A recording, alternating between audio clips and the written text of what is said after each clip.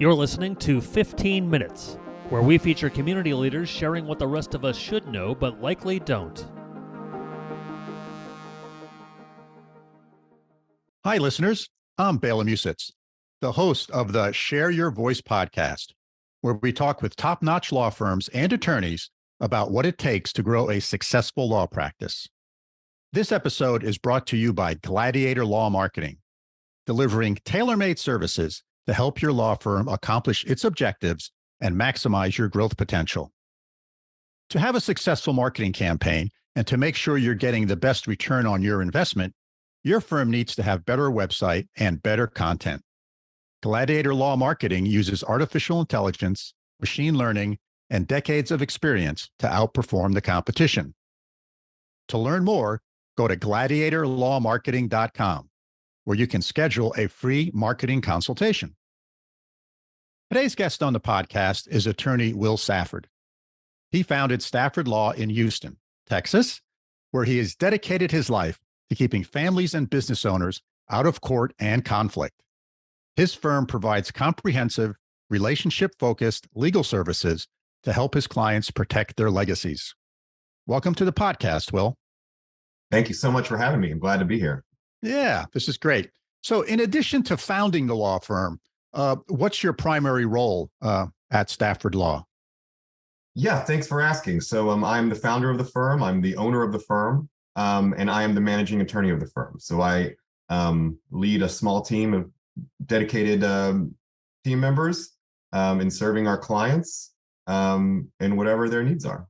Yeah. So when did you found the firm? How old is the firm? Yeah, so we founded the firm in January of 2021. So we're coming up on our second birthday next month. And it was a creation of the COVID pandemic. So I was working at the time for a large firm here in Houston. That's a very similar practice to what I have now with my own firm, representing families and business owners and their estate and legacy protection matters. And I had an idea for a better way to provide these types of services. And as I'm sure you know, old firms are like big ships, and they're slow to turn. And so there wasn't really a place for my vision in that big firm environment. And so I took the opportunity that the pandemic provided, and left to do my own thing. Yeah. So I'm always interested in people who start their own firms. Was this like, in the shower one morning, you said, I'm going to do this? Or was it something that sort of was brewing for a longer period of time? Yeah, so it's funny. It's a great question because it's actually a little bit of both. So it's something that I had thought about over the years at, different inflection points in my career where maybe I had changed jobs or changed focus a little bit. And I thought over the years that maybe this is something that I would want to do one day. And then another opportunity came along that I was excited about. And so jumped on it. But then kind of the epiphany that happened for me that actually pushed me over the ledge to actually do it was really personal. It wasn't a professional situation. It was my grandfather passing away. And, my grandfather, also an attorney, lived to 99, great, long, well-loved life. Wow. And he had practiced law his entire life, almost 70 years. And when he passed away, I don't think any of us were super worried that there was going to be a problem left behind. We kind of assumed things would be buttoned up and taken care of. And unfortunately, then my mom and uncle spent the next about 2.5 years sorting through a mess in probate court, kind of unwinding a bunch of planning that had been done and not maintained over time. And so that was really the personal experience that I had that pushed me to kind of conceptualize these different ways to practice estate planning. And that was the spark that kind of became the idea for Stafford Law Firm. Yeah.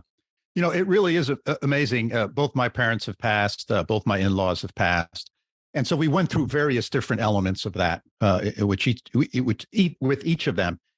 And it's amazing how the lack of education that the general public has about sort of the challenges that you can have when you're left, with an estate to do something with. And how do you sort of help your clients sort of understand that and get that word out?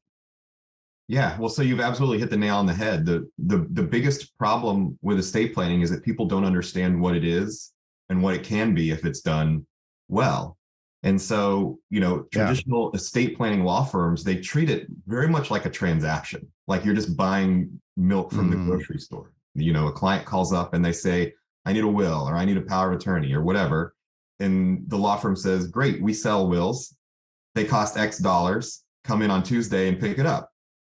But they skip the education part of it, which is the most important part, which is helping the client understand what we mean by the phrase estate planning and what's possible within the realm of estate planning or business succession planning or whatever we're talking about, and getting them to the point where they feel educated and empowered to make some decisions for themselves. What is it that you want? What are your goals? Tell me what you want, and let's work together to design an estate plan that accomplishes those goals. Because if I don't know what your goals are, I can't be a good counselor for you. So what I was saying is that it's really important to spend the time letting the client understand, and educating them about what's possible within the scope of estate planning, and helping them walk through different scenarios. What do you want to have happen in these scenarios? What are your primary goals for your planning, your estate yeah. planning, your business succession planning, whatever Mm, we're working on? And then taking those goals and turning them into options that they can choose from and say, here are the different ways we can accomplish these goals. What works best for you? What's best for your family? What's best for your budget? And then letting them choose, feeling empowered and educated between those choices. So it's really a much more collaborative experience. And that's really important to me because I think that allows families to avoid some of the problems that my family and countless other families go through on the back end. yeah. Because, and this is something I tell to every client who walks in our door, estate planning isn't something we do for ourselves. It's very unlikely we're ever going to use the planning that we do in this room. This is a gift you give to your family. And so when we think about Yeah. what will leave behind, you got to think about the experience that they're going to have because that's what you're doing. That's what you're planning for. Boy, that's a great way of thinking about it. I never thought about that, but you're absolutely right. If I do that well, my wife and I do that well, that's the gift we give our children because then it's smooth and there's not a lot of headaches and it's not a big pile of work for them. Whereas if you don't do that well, it can be quite an arduous thing that is not enjoyable, quite frankly. And it's a constant reminder of the loved one that passed. Yeah, absolutely. And I mean, that's exactly right. And so that's why, especially at this time of year, we talk a lot about clients about this being a gift. And it's something better that you can give your family than, a new chair or a new watch, Yeah. something like that. This is something that can be really, truly valuable in the long term for your family. Yeah. Um, and, we also talk a lot about um, the education piece not being the end of our relationship. Mm, So, and this is really exemplified by my grandfather's situation is that, his planning was done in these discrete silos over the course of about 4 years, but then never revisited. And so, because there was no one keeping track of it over time, things grew stale, life circumstances changed, assets were bought and sold. And so, the planning that was done however many years ago didn't reflect the yeah. reality that we Yeah. have today. And so one of the things that we do that's really important, in my opinion, for our clients is we have a commitment that every so often, every couple of years, we reach out to every single one of our clients and we invite them to come in for a free 30-minute meeting. So it doesn't have to be long or arduous, but it's just a chance to sit down, see how they're doing, learn about changes in their life, tell them about changes in the law, and then decide if we need to make any updates to their plan so Yeah. that it Yeah. keeps up with them over time and stays relevant to their life. Yeah. Well, it must really be nice to sort of have started your own law firm because now you can do these types of things. And I have a couple of friends that are attorneys, and I know both of them work at large law firms, and it's, every 7.5 minutes, it's a billable chunk of time. And they're constantly focused on that because that's just how the rules work. And sometimes in those larger firms, where what you're doing is you can have a much more personal touch with your clients, and build this relationship that lasts for a longer period of time. That's very nice. Yeah, I mean, it's exactly right. Owning my own firm, I have so much flexibility to craft an engagement custom made for each client. And it doesn't have to fit in that every 6 minutes tick, tick, tick, tick mold of billing time. In fact, almost nothing we do is billed hourly. I mean, less than 10% of our firm's revenue is hourly billings. It's all flat fees and other types of fee arrangements. So it's really a blessing to be able to do that. On the average estate planning client, we spend 2 to 3 hours with them before they actually engage us to be their attorney. So it's a lot of investment on our end up front, but it really pays off on the back end, obviously financially, but also in a better work product. Sure. So one of the other challenges in starting your own firm is you have to worry about a whole bunch of stuff that if you're, a partner in a larger firm, you don't have to worry about. For example, like marketing and, a website and what the content's going to be. How has your approach been for that? So I came into that, I think, pretty eyes wide open. And so had a pretty robust plan from day one about how we were going to get our name out into the community. I was blessed to be coming from a, decade plus long career already. So we had a little bit of money saved, and I was, not wealthy by any means, but came in to starting my own firm probably better capitalized than most. And so from the get-go, we launched from day one with a professional website, with an SEO plan and a social media plan, and ideas about how to get our name out into the community, doing presentations, networking, and working jointly with other professionals in the community to make sure that our message was getting out there. So we kind of hit the ground running from that perspective, and have tried not to slow down. Yeah. Now I noticed, I did go to your website, and I noticed that, in addition to the normal information you have on a website, you also have some blogs and some videos, I think. And what sort of drove you to sort of, making a video is not all that easy. I mean, it looks easy if it's really well done, but it really takes a big investment in time, and sometimes resources. So what was your sort of driving force and putting in those sort of additional things that you typically don't see in a website? Sure. Well, it's a couple things. Number one, it's a way to distinguish ourselves from the marketplace. So when people go to our website, or they go to our YouTube channel, or wherever they find the video, and they see that we've put a bunch of time to making all these educational resources for them, it increases the trust that they have before they even pick up the phone to call us, because we've been having a conversation with them over the course of 10 or 20 videos, just in 60-second sound bites. It also has the added benefit of, if people take the time to look through our website and read and watch videos before they come in to meet with me, they're more likely to engage the firm because they already feel like they have a relationship with the firm. And so it warms up the leads that come in the door, and makes them more receptive to receiving our services. Yeah. Have those, I'm just curious, have those videos been sort of the most fruitful of your sort of outreach that you do to finding prospective clients? I wouldn't say they're the most fruitful, but they're certainly an important piece of the pie. And so one of the things we do really well is we use the videos in a lot of different ways. So they're on the website, they're on YouTube, they're on social media. Some of them are chopped up and made into smaller sound bites for social media, like just little 10, 20-second sound bites. And then a lot of them we use to point them to longer form media. So maybe we'll shoot a short 1-minute video that's intended to drive people to sign up for a 45-minute webinar with me. Got it. And so they're they're one piece of a bigger puzzle of how we kind of funnel people towards the firm, to the point where they're ready to engage with us. Yeah. It really is interesting how things have changed. I'm old enough that I can remember basically the only way you would advertise, and not that long ago, was in the newspaper and in the yellow pages of the phone book. That was it. And now there's all these other outlets, and they're all important, and they all play a role because different people use different ones. So you have to address them all.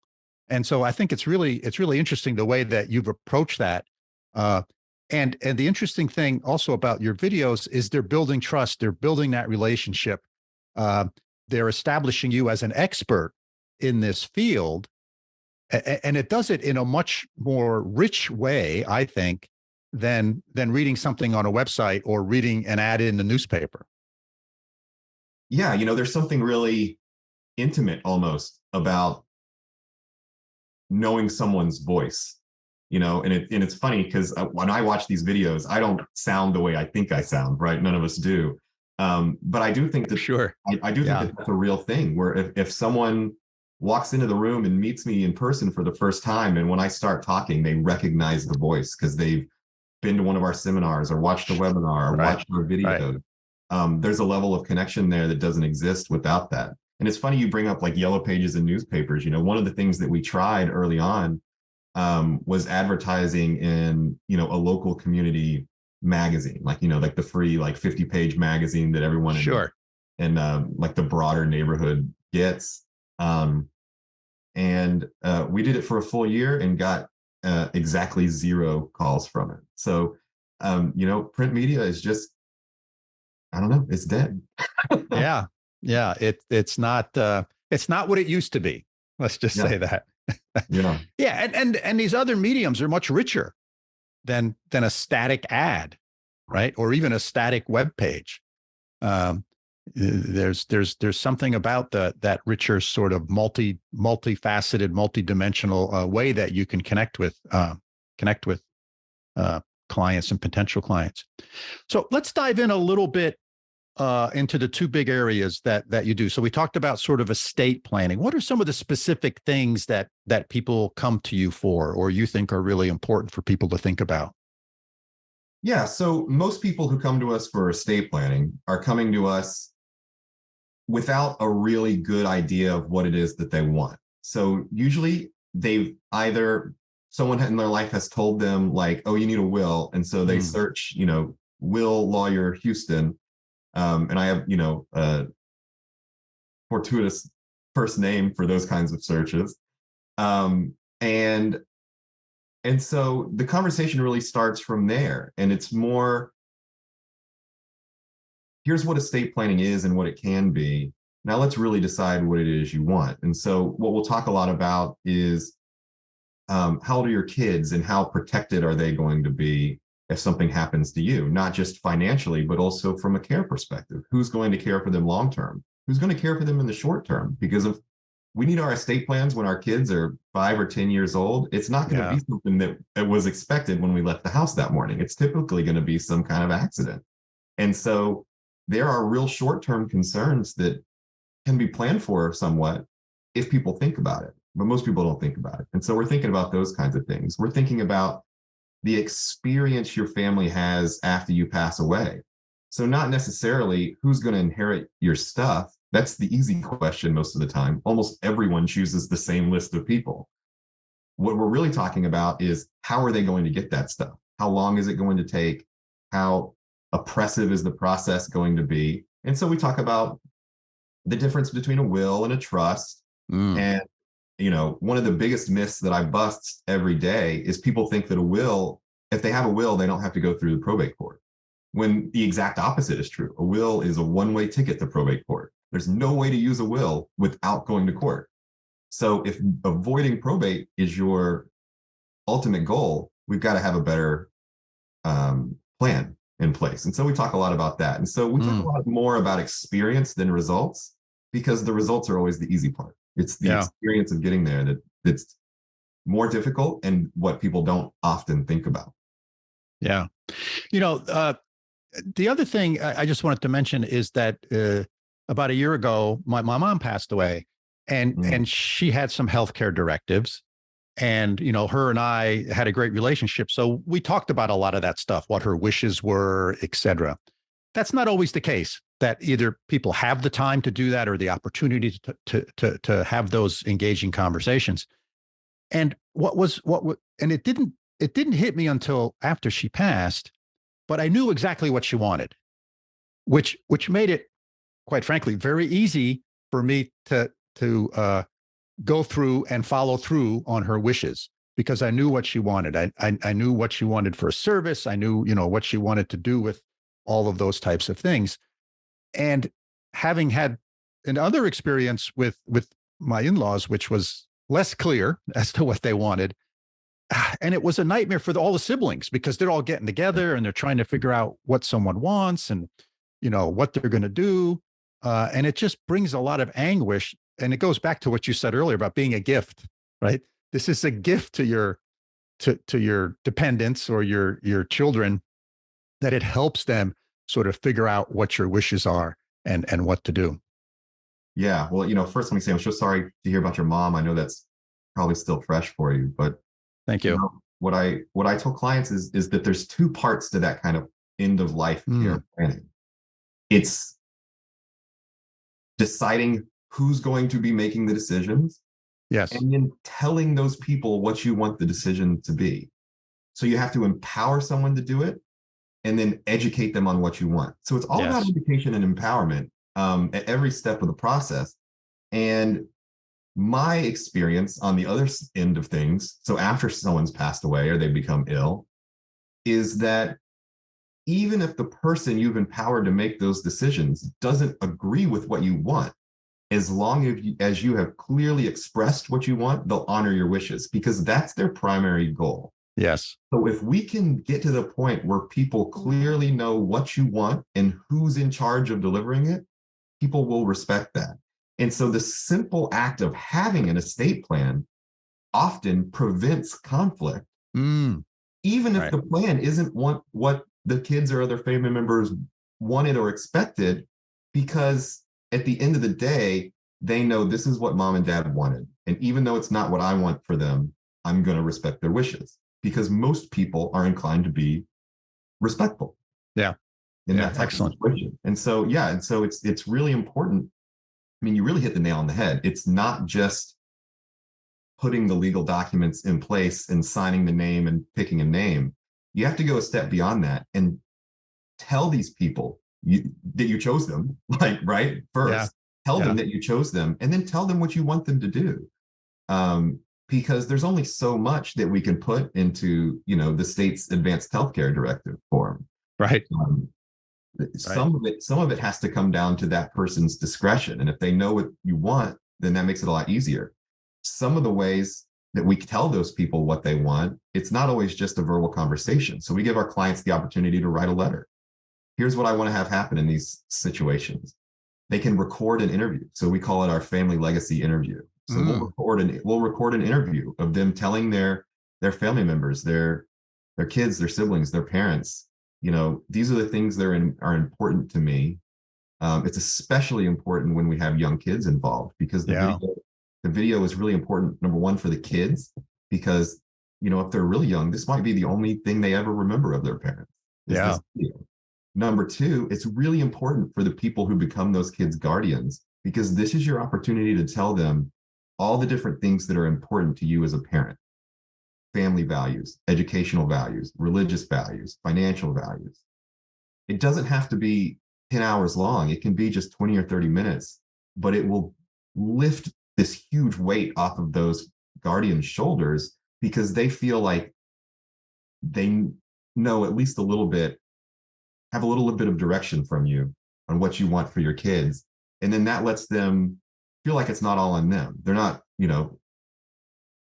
floundering around in the dark trying to figure out what you want. They can say well, I'm not sure. They didn't say exactly in this point, but in the video they left us on this similar situation, they said this. So this is probably what they would want. So they can take some direction from you even when it's not directly on point. Things like that are really important as part of estate planning or really what we call legacy planning process, because, what you leave behind is a lot more than your bank accounts and your furniture.